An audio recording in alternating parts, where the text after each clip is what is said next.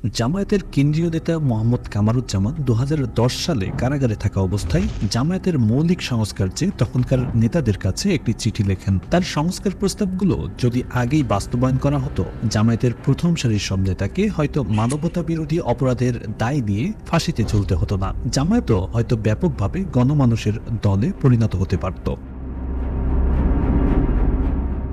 স্বৈরাচার শেখ হাসিনা পালানোর পর জামায়াত এখন নতুন সম্ভাবনার সামনে দাঁড়িয়ে। আপাত দৃষ্টিতে বিপদ কেটে গেলেও ৭১-এ জামায়াতের ভূমিকা, বিএনপির সঙ্গে নির্বাচনী জোট ও বেশ কিছু বিষয় মোটা দাগে অমীমাংসিত রয়ে গেছে। সেই বিষয়গুলো নিয়ে স্টোরি ক্লাবের আজকের আলোচনা। ভিডিওটির শেষ পর্যন্ত দেখে মন্তব্যের ঘরে আপনাদের মতামত প্রকাশের অনুরোধ রইল।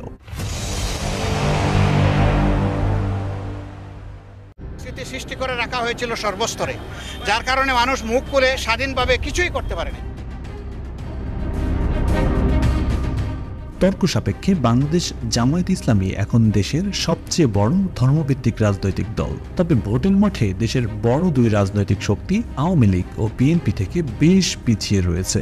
১৯৮৬ সালে প্রথমবারের মতো জাতীয় নির্বাচনে অংশ নিয়ে জামায়াত মাত্র ১০টি আসনে জয়লাভ করে, ভোট পায় মাত্র ৪.৬১%। ১৯৯১ সালের নির্বাচনে জামায়াত ১৮টি আসনে জয়লাভ করে। ১৯৯৬ সালের নির্বাচনে ৩টি ও ২০০১ সালের নির্বাচনে ১৪টি আসনে জয়লাভ করে। আর ২০০৮-এর নির্বাচনে মাত্র ২টি আসন পেয়েছে বাংলাদেশ জামায়াত ইসলামী। এখন পর্যন্ত কোনো নির্বাচনে জামায়াত ২০টি আসনেও জিততে পারেনি। ২০০১ সালে বিএনপির সঙ্গে নির্বাচনী জোট না করলে এই ধর্মভিত্তিক দলটি হয়তো কখনোই ক্ষমতার কাছে যেতে পারত না। ৫ই আগস্ট স্বৈরাচার পতনের পর জামায়াতের আমির ডাক্তার শফিকুর রহমান জাতীয় রাজনীতিতে বেশ সক্রিয় ভূমিকা পালন করছেন। দেশের বিভিন্ন সংকটের পাশাপাশি রাজনীতি নিয়েও মাঝে মধ্যে কথা বলছেন। এমনকি নির্বাচন নিয়ে বিএনপিকে পরোক্ষভাবে খোঁচা দিয়েছেন, আবার পাল্টা খোঁচা খেয়েছেন বিএনপির নেতা তারেক রহমানের থেকে। সার্বিক পরিস্থিতি বিবেচনায় ধারণা করা হচ্ছে বিএনপির সঙ্গে জামায়াতের নির্বাচনী জোট এখন পুরোপুরি অকার্যকর এবং জামায়াত এককভাবে নির্বাচনের পরিকল্পনা নিয়ে এগোচ্ছে। তবে এই সিদ্ধান্ত কতটা বাস্তবসম্মত? এখন পর্যন্ত অনুষ্ঠিত সংসদ নির্বাচনগুলোতে জামায়াত সর্বোচ্চ ১৮টি আসন পেয়েছে। সর্বশেষ ২০০৯ সালের নির্বাচনে মাত্র ২টি আসনে জিতেছিল দলটি। তাহলে গত দেড় দশকে কি এমন পরিবর্তন ঘটেছে যা জামায়াতকে এককভাবে নির্বাচনী লড়াইয়ে নামতে আত্মবিশ্বাসী করে তুলছে?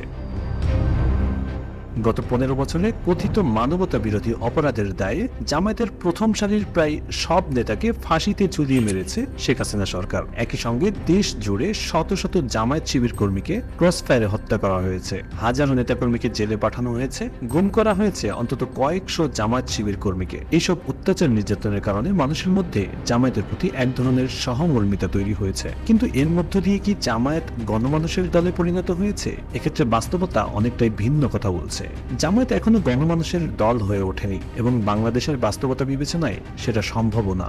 বাংলাদেশের মানুষ ধর্মপ্রাণ, কিন্তু কোনো ধর্মভিত্তিক দলকে ক্ষমতায় মেনে নেওয়ার মতো মানসিকতা এখনো গড়ে ওঠেনি। পাশাপাশি জামায়াতের রাজনীতিতে গণমানুষের অংশগ্রহণের সুযোগ অনেকটাই সীমিত। ক্যাডার ভিত্তিক এই দলে কঠোর ধর্ম পালন, নিয়মানুবর্তিতা, দায়িত্বশীলতা, জবাবদিহিতা ও আদর্শ প্রচার অত্যন্ত গুরুত্বপূর্ণ বিষয়, যা গণমানুষের দৈনন্দিন জীবনের সঙ্গে সামঞ্জস্যপূর্ণ না।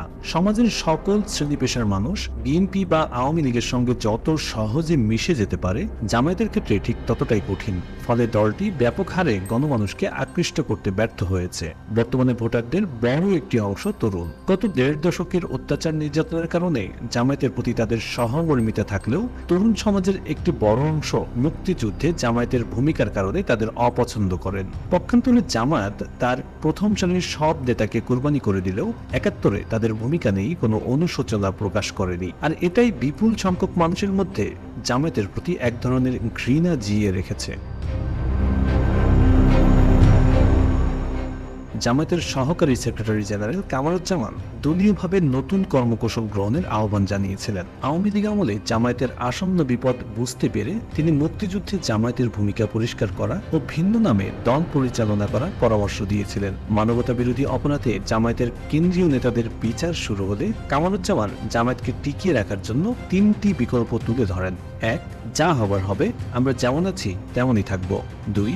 পরিবর্তিত পরিস্থিতিতে জামায়াত সিদ্ধান্ত নিয়ে পেছন থেকে একটি নতুন সংগঠন গড়ে তুলবে। এই সংগঠন প্রজ্ঞা ও দৃঢ়তার সঙ্গে ধর্মহীন শক্তির মোকাবেলা করবে। 3, যাদের বিরুদ্ধে যুদ্ধাপরাধের মিথ্যা অভিযোগ আনা হচ্ছে তারা জামায়াতের নেতৃত্ব থেকে সরে দাঁড়াবে এবং নতুন নেতৃত্বের হাতে দলের দায়িত্ব ছেড়ে দেবে। তিনি ব্যক্তিগতভাবে দ্বিতীয় বিকল্পটি পছন্দ করেন এবং কেন্দ্রীয় নেতাদের সে অনুযায়ী কাজ করতে পরামর্শ দেন। এমনকি নতুন একটি রাজনৈতিক সংগঠনের রূপরেখাও প্রস্তাব করেন তিনি। কিন্তু জামায়াতে ইসলামীর তখনকার নেতৃত্ব এতটাই আত্মবিশ্বাসী ছিল যে তারা কামারুজ্জামানের চিঠি কোনো আমলে দেয়নি। দিন শেষে কামারুজ্জামান যে আশঙ্কা করেছিলেন তাই বাস্তবতায় পরিণত হয়।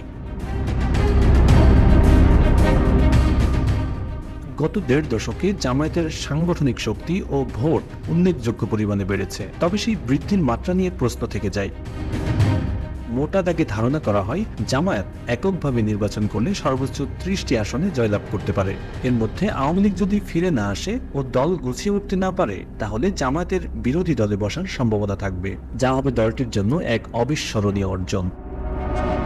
তবে বিএনপির সঙ্গে যদি দলটির বৈরিতা বাড়তে থাকে এবং আওয়ামী লীগ এর মধ্যে দল গুছিয়ে বিরোধী দলের আসনে বসতে পারে তাহলে জামায়াতের হয়তো আবারও নির্যাতন নিপীড়নের মুখোমুখি হওয়া লাগতে পারে। জামায়াতের জন্য বিএনপির সঙ্গে সুসম্পর্ক বজায় রেখে চলা অধিক বাস্তবসম্মত, কেননা জামায়াতের যেমন ক্ষমতায় আসার সম্ভাবনা নেই বললেই চলে, তেমনি বিএনপির ক্ষমতায় না আসার সম্ভাবনা নেই বললেই চলে। সুসম্পর্ক বজায় রাখলে জামায়াত সংসদে বিরোধী দলে বসুক বা তৃতীয় বৃহত্তম দল হোক, সব ক্ষেত্রেই অনেকটা নিরাপদে থাকবে। দর্শক, আপনার কি ধারণা? আপনার মতামত শেয়ার করুন মন্তব্যের ঘরে।